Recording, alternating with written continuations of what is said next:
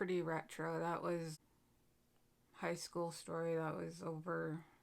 That's like 20 years ago. Thing that happened,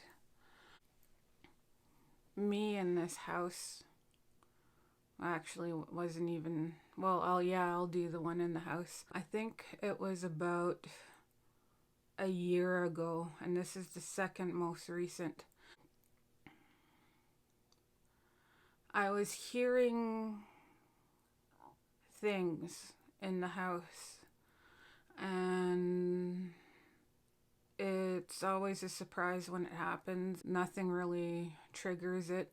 It was around the time when my daughter had a worker coming in that we liked, and I was waking up my daughter for her to spend time with this worker. And she woke up happy. I was talking to her and I was like, "Come on, baby, we gotta go. Denise is gonna be here soon." Desmond was home. He was collecting the garbage. It was a Wednesday, it was garbage day, and he was collecting the garbage and everything to bring down to the curb. I got Peyton up and just doing mom stuff. Bent over and I was collecting dirty clothes and stuff, and Peyton was getting out of bed. I was like, "Come on, Peyton, you gotta eat something and we gotta get you ready. Denise might want to take you somewhere." And she was happy, giggling and hugging me and stuff. And I had my hands full of clothes and I was walking up behind her. She was right in front of me.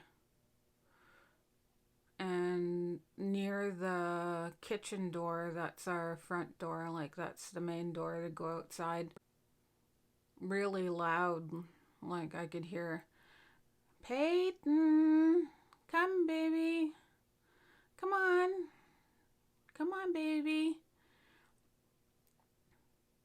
And I didn't think anything of it. I was like, "Oh, okay, that's Denise. Like, Denise is here already." And I was like walking down the little hallway with Peyton, and I was like, she just woke up. And we get into the living room and I look at the kitchen and there's nobody there. And I'm standing there and all I could hear is Desmond getting this garbage, everything ready. And I was like thinking about what I just heard, and I was like, that voice was me. It was like me calling her. So when that voice came on, baby was like happy and running, and then she kind of stopped and she kind of looked at me like, "Wait, that's not right." But I just kept walking and I was like, Peyton just got up. And I went over to the kitchen window, looked out, and Denise's van wasn't there.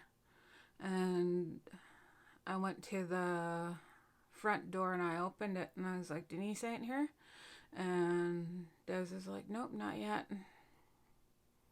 And I was like, "Holy shit, I just heard something."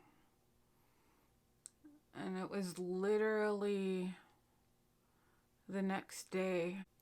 Des was at work and it was just me and Peyton, and I was sitting on the couch right where I could like see the TV and then look down the hallway, and like with the door open you can see Peyton sitting on our bed.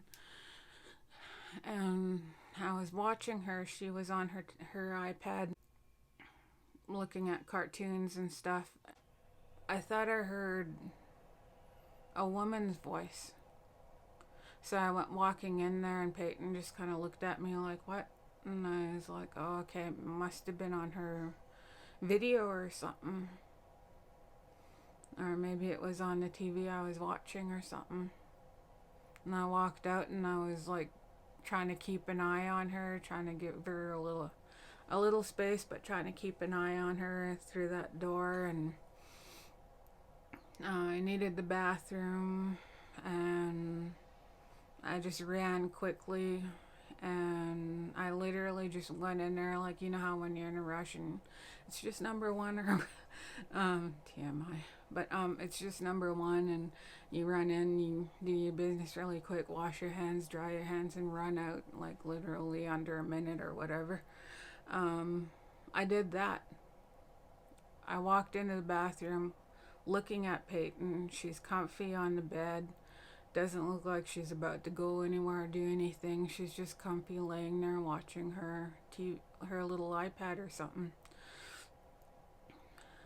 I'm looking at her. I run in, use the bathroom really quick, and before I even open the door to leave, I can hear her screaming. So I flung open the door and I went running into the bedroom, and she's not on the bed. And I look over behind the door, and there's the air return.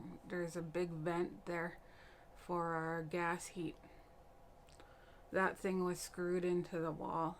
That thing was off, and Peyton was bent up and curled up into that gas heat, that little box, and she's screaming, panicking. And that happened like within a minute. I freaked out, and I was trying not to freak out and scare Peyton anymore because she's already panicking. It looked like she was panicking because she was in a tight space.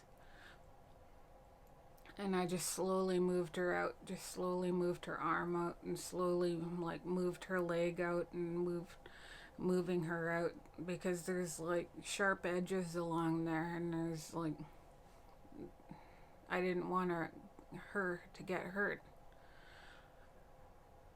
And I got her out of there, and I made her stay in the living room with me. And as soon as Desmond got home, I was like, this happened. And yeah, that thing was it's screwed right into the wall. There's no way you could just take it off. And there's no way a baby could have taken it off. That fast, especially. So these two things were happening, and it seemed like it was triggered or targeting Peyton, and it was freaking me out. I went to work, and I ran into a lady I know from Hazelton. She's actually from Glenville. I had a bit of time. I was at work, but I had a bit of time. There was no customers around or anything. So I took her aside and I told her what was going on. I was like, this is really scaring me. I don't know. Nothing's ever really targeted Peyton. And I think I need some help with it. She gave me some medicine, and she said, this is really powerful.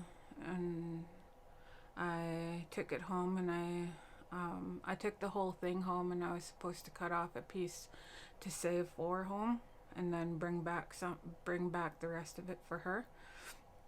But literally, as soon as it came into the house, like, I didn't even have to burn it or anything. As soon as it came into the house, it stopped. That was the second most recent thing that happened.